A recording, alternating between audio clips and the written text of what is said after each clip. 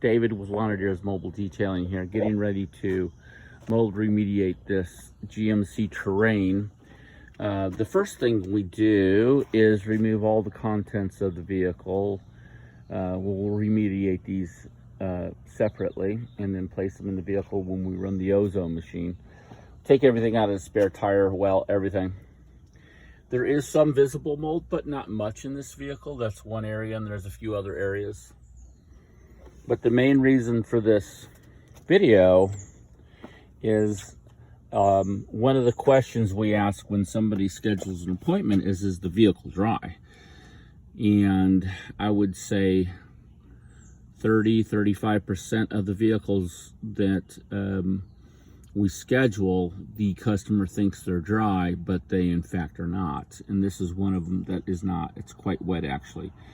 So after we remove everything from the vehicle, we check to make sure it's dry and pull up the door trim here, and then you can get up underneath the carpet, and it's really actually very wet here. It's going to take hours to dry this out.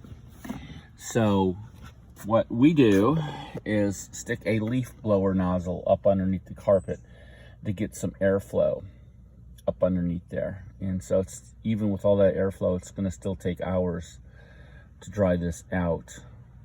But that's the main reason for this video is if you have a vehicle that gets flooded or it's got a leak and there's a real bad smell, it's almost always the padding.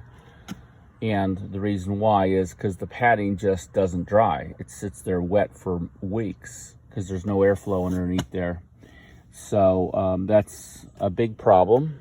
And the first thing we have to do, we cannot remediate this, of course, if it's still really wet in the padding, because the mold will come right back.